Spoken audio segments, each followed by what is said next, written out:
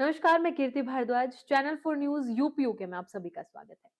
उत्तर प्रदेश की कुंडा विधानसभा सीट से विधायक रघुराज प्रताप सिंह उर्फ राजा भैया और उनकी पत्नी भानवे सिंह के बीच जो चल रहा पारिवारिक विवाद अब एक नए राजनीतिक और संवैधानिक मुद्दे में तब्दील होता नजर आ रहा है।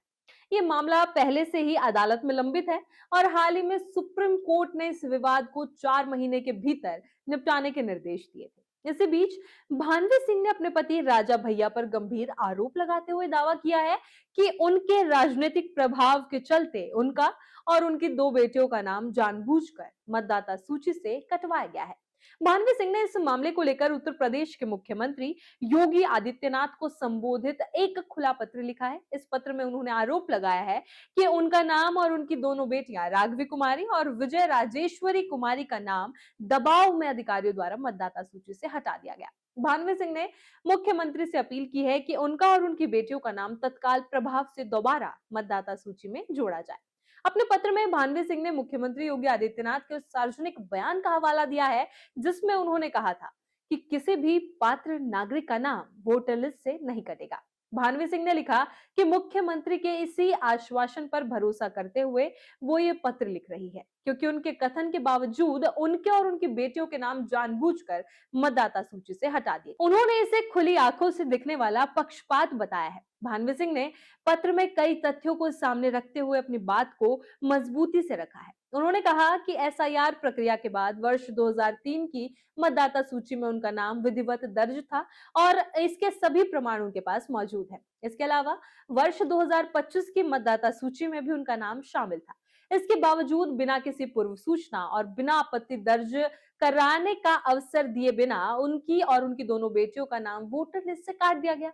भानवी सिंह का आरोप है कि इस पूरी प्रक्रिया में ना तो पारदर्शिता बरती गई और ना ही विधि सम्मत सत्यापन की प्रक्रिया को पूरा किया गया। उन्होंने सवाल उठाया कि जब उनका नाम पहले से मतदाता सूची में दर्ज था तो फिर अचानक किस आधार पर और किसके आदेश पर इसे हटाया गया। उन्होंने इसे लोकतांत्रिक प्रक्रिया के खिलाफ बताया है। अपने पत्र में भानवे सिंह ने यह भी स्पष्ट किया कि वो भद्री बेटी परिवार की बहू है और रघुराज प्रताप सिंह उनके पति है। उन्होंने लिखा कि पारिवारिक विवाद के बावजूद उनका और उनकी बेटियों का सामाजिक, कानूनी और पारिवारिक जुड़ाव बेटी कुंडा प्रतापगढ़ से ही है। उन्होंने दावा किया कि वो और उनकी बेटियां यहाँ की स्थायी निवासी और लंबे समय से मतदाता रही है। इसके बावजूद उनके लोकतांत्रिक अधिकार को छीनने का प्रयास न केवल पीड़ादायक है बल्कि बेहद चिंतास्पद है।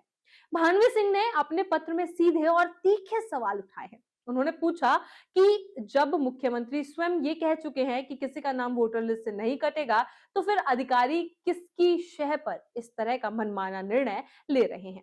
उन्होंने ये भी सवाल किया कि क्या एक ही परिवार में पुरुषों का नाम सुरक्षित रखते हुए महिलाओं का नाम काटा जाना न्याय संगत है।